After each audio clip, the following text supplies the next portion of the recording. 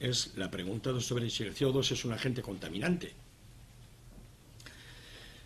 El dióxido de carbono no es en absoluto un agente contaminante. El dióxido de carbono es el gas de la vida. Sin que ustedes sepan de química, les puedo explicar brevemente esta fórmula, que es la que se produce durante la fotosíntesis en las plantas. Es decir, las plantas transforman dióxido de carbono y agua y luz en azúcar. Sin esta reacción y sin la consecuente producción de oxígeno, nosotros no estaríamos aquí. Simple y llanamente no estaríamos aquí.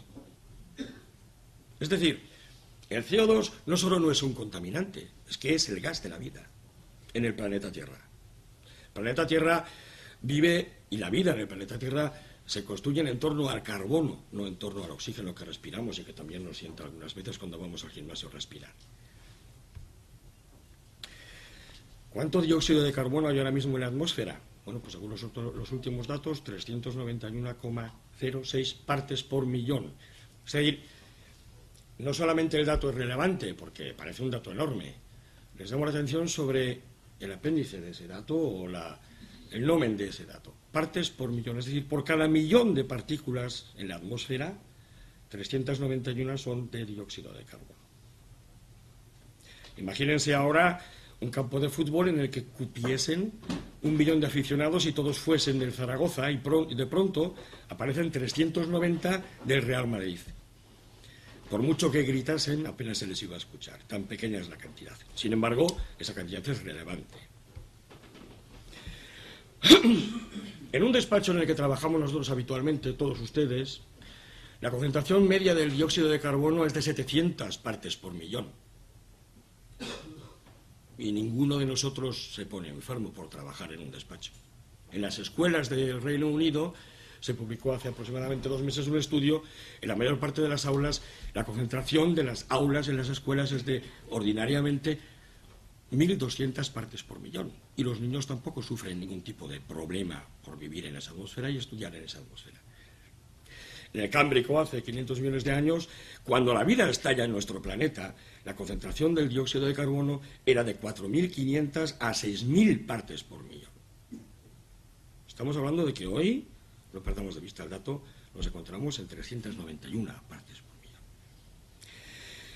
Si la concentración en una habitación como esta de dióxido de carbono se eleva a 10.000 partes por millón, 10.000, es posible que alguno de nosotros empiece a sentirse mareado o indispuesto. No por culpa del CO2, sino porque empieza a faltar oxígeno.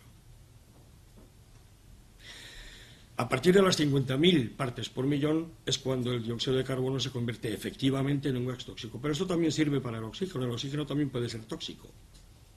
Cualquier gas en una concentración adecuada puede ser tóxico. El problema está en que para que en la atmósfera alcanzásemos una concentración de dióxido de carbono de, vamos a poner, 10.000 partes por millón, necesitaríamos seguir consumiendo y produciendo y generando emisiones de dióxido de carbono al ritmo actual durante un mínimo de 500 años. Cosa que, como voy a enseñar ahora y voy a mostrar, no va a ocurrir. La siguiente cuestión es si el dióxido de carbono es un gas de efecto invernadero y la respuesta es obviamente sí, lo es. Los físicos nos han mostrado cómo el dióxido de carbono efectivamente absorbe calor, absorbe en forma de rayos infrarrojos, en el espectro infrarrojo, calor en la atmósfera, tanto el calor que desprende el planeta hacia afuera como el que nos llega desde el Sol, aunque este es mucho menor. Y en el Instituto Norteamericano, que se dedica precisamente a recolectar todos los datos de las universidades norteamericanas sobre estos temas, que es el Departamento Norteamericano de Energía del gobierno de Obama, se han tomado la molestia de calcular cuál es realmente la aportación del dióxido de carbono en el efecto invernadero total. Y esta es del 3,6%. También se han tomado la molestia de calcular cuál es la aportación antropogénica a ese 3,6%, el 0,1%. Es decir, todos los seres humanos quemando petróleo y no somos capaces de producir más que un 0,1% del efecto invernadero total. ¿Por qué? Porque el gas que realmente es responsable del efecto invernadero es el vapor de agua. correlar o correlacionar la concentración de CO2 con cambios de temperatura no significa que haya una relación causa-efecto. Esto quiere decir que hasta que no podamos demostrar fehacientemente que efectivamente un aumento de temperatura supone un aumento de dióxido de carbono en la atmósfera o viceversa, lo único que podemos mostrar es una correlación, pero no una relación causa-efecto.